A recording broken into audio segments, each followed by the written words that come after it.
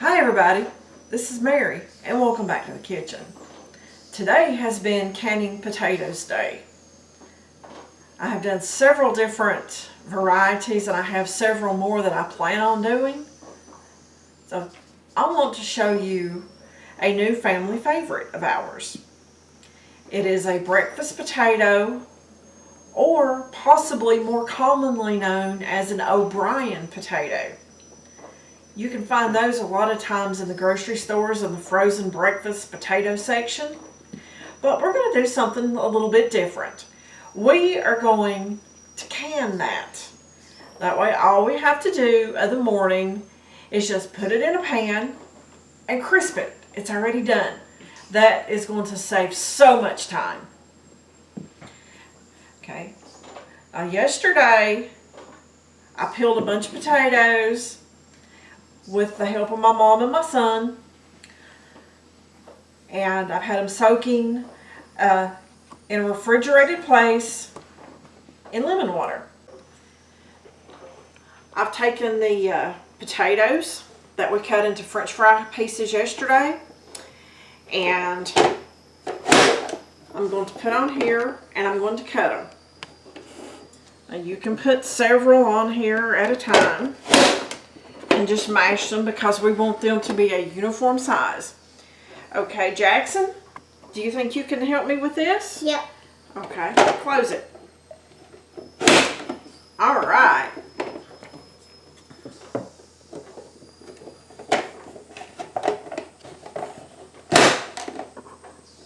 Okay. Now, my hands are clean, guys. I've probably washed them at least 1,000 times today. No joking. Okay, go ahead and mash it. There we go. Sometimes you need a little help, huh? Mm-hmm.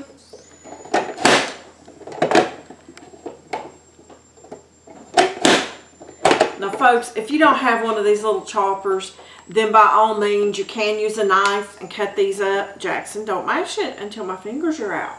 I don't want my fingers in there with those potatoes. We'd have to throw them away. And I'd have to have a big Band-Aid. But anyway, before Jackson interjected there, you can just use a knife and cut them into the right sizes if that's what you want. When you get these big pieces, just break them down to size. It's no big deal. Okay, we're just going to keep on until I get enough potatoes to fill my jars. Okay, I have my potatoes cut up. Okay, I have a pint jar. And I have my canning funnel. As I said before, my hands are clean. I'm going to put about half a jar, or a little over, of the potatoes. Okay. I have some onion that is diced up. Typically, folks, you either use a yellow onion or a white onion. The only onion that I had in my house today was this purple onion. So that's what I'm going with. It'll be just fine. Okay. This is about a 1/4 cup of onion. You can use more, you can use less, just depends on your taste. And I have these bell peppers. Okay. I have a video where I froze these for future use. Well, today's future use. So there's no need in going and buying a fresh bell pepper or two to put in here whenever I'll have to just pull them out of the freezer and defrost them. So I've got probably 1/8 of a cup or so of the peppers. Okay. Now I have my salt. You can use canning salt. You can use pink salt. I have about 1/4 teaspoon or a little over of salt. We don't like a lot of salt, so I don't put nearly as much salt in my stuff as what a lot of people do. Okay, I'm going to put some more potatoes on the top.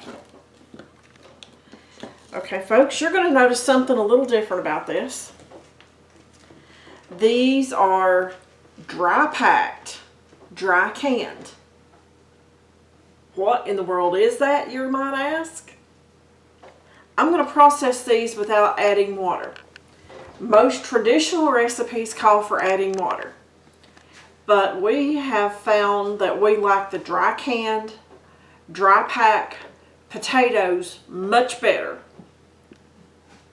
But if you want to put water in yours, then by all means do it. If you put water, you need to leave the 1 inch headspace, and other than that, it's still the same. But when you do the dry pack, dry can, aka rebel canning, you can fill it up almost to the top because you have no liquid in there that's going to siphon out. Okay. And another thing that I normally do whenever I can potatoes like this is I put just a pat of butter in there. Okay. You don't have to call the canning police, okay? If you don't want to use butter, then please leave it out. I like the flavor, and I'm not afraid of canning dairy. It can be done safely. Just because something isn't approved by all the different ABC agencies does not mean that it's not safe. I've done this for a long time, and my family's still here. But do your research, and if you don't feel comfortable with it, just leave it out. It's okay. But I'm going to go on and fix the rest of my jars. You see how pretty that is. And then we're going to get ready to put them in the canner.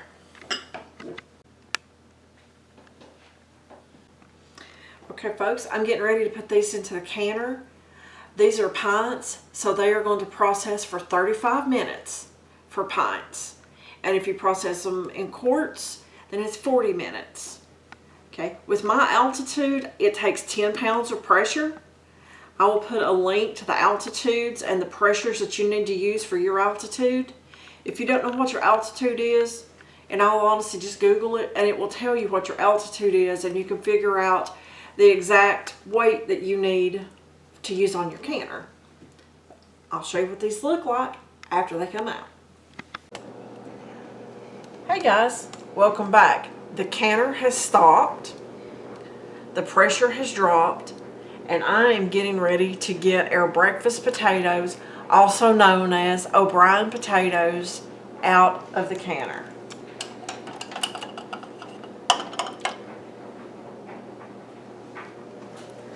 Those look absolutely beautiful.